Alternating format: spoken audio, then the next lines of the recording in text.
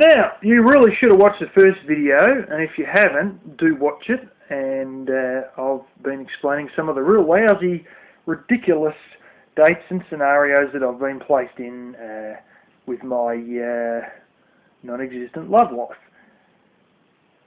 So, there's another girl who I used to go to school with, and I'm going to talk about this girl and not name her because we had a good friendship and we got on quite well for a long time there. But it was around when I had my epiphany in 2005 and were changing my ways that I come to realise who she really was. Now, in all that, I did get on with her well for many years, but she had a mental disorder that turned out to be multiple personality disorder. That, you know, and I knew there was something going on with her. It was obvious at school, and that, and just even to talk to her face to face, you may realise that there was something going on with her. But anyway, she decided to bust a move on me eventually, and yeah, that was a funny little night. So I'm going to tell you about that one. We went out to her sister's 32nd birthday party, I think it was. And anyway, we went back to their house, and all the sisters are there and that,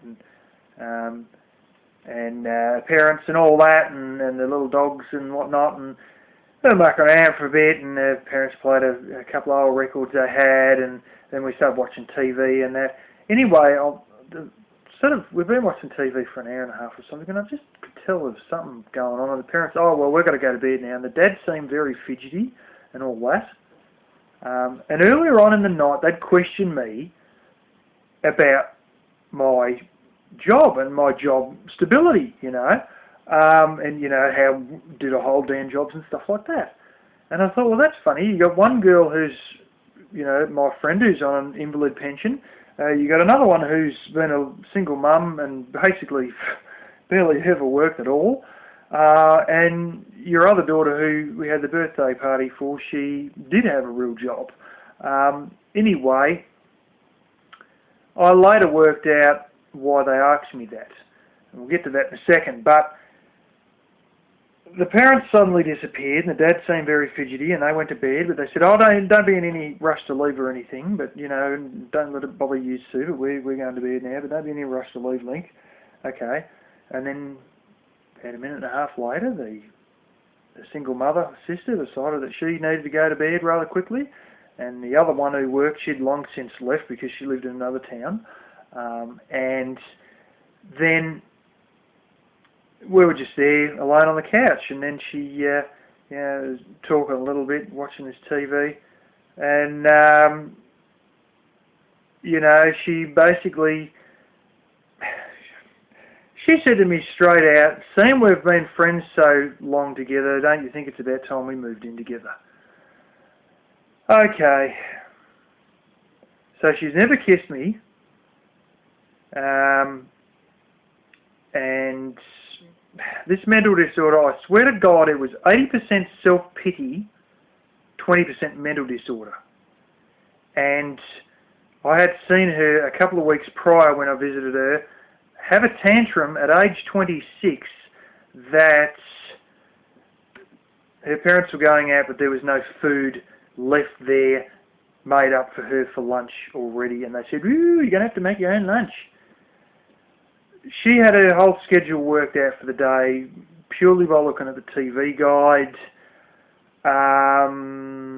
and never kissed me, and now she said, "How about we move in together?" I think you're going about this the wrong way, girl. I really do. You know, if I'm going to be in any relationship with a girl, it's got to be both ways. There's got to be a benefit on each side, and I couldn't see any benefits that she would bring to the table. No disrespect to her, except for stop the goddamn self-pity. But, you know, we were friends for a long time, but self-pity and all that, and God blimey. You know, she got to have something to bring to the table, and she didn't. You know, and I'll tell you a few other things. The female viewers who see me in my videos where my hair isn't like Einstein, which is so many of them, you know, may realise that I'm not terribly bad looking. If you see me in a suit and you're a girl, you may really realise that I'm worth looking at in a suit, which you will get to see when I release the prototype. Now, I can list at least a dozen times where girls have talked to their friends within earshot of me saying that I'm in love with him, or has he got a girlfriend, because I wouldn't mind going out with him, and then a lot of the times they go, oh, he probably has, and then they just wouldn't say anything. I've been in public and they've said, see that bloke over there, that's my ultimate bloke. This sort of crap has happened at least a dozen times. You know, I've had them walk up to me, and this is quite a prudish country, more so than England, a lot more so than America. Not quite as much as New Zealand, but a lot more so than America, a lot more so than America.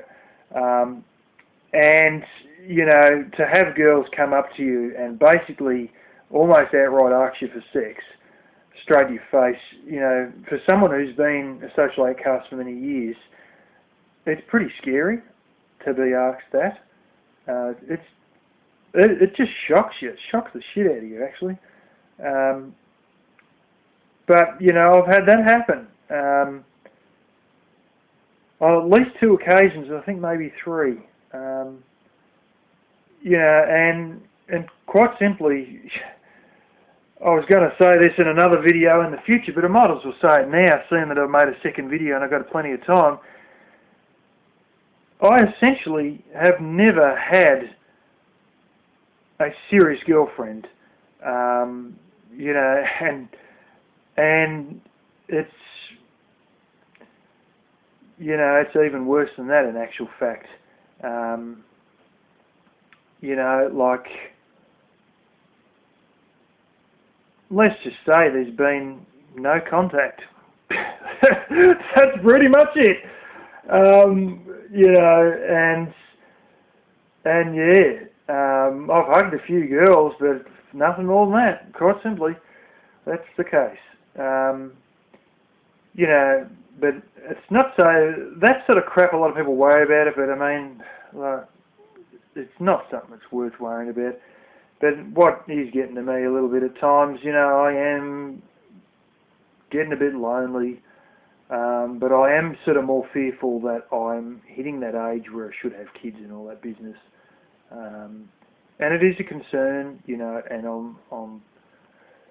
I realise it's on the agenda and it's got to be done, and after my house gets shown on that other channel, when that finally happens, you know, I'm going to have a lot more subscribers and a lot more viewers out of that. But when the prototype's released, my gosh, there will be even more subscribers out of that one. And at that point, then I may, you know, lay it on the line and sort of say, you know, look, I've got to get serious about all this stuff. You know, but from all the shit I've had, I've been poisoned emotionally over it all. And a lot of it was because of my own fault, because I was no good with people and that. But, you know, that's what's happened over the last almost 32 years of my life. And yeah, what a little show it's been.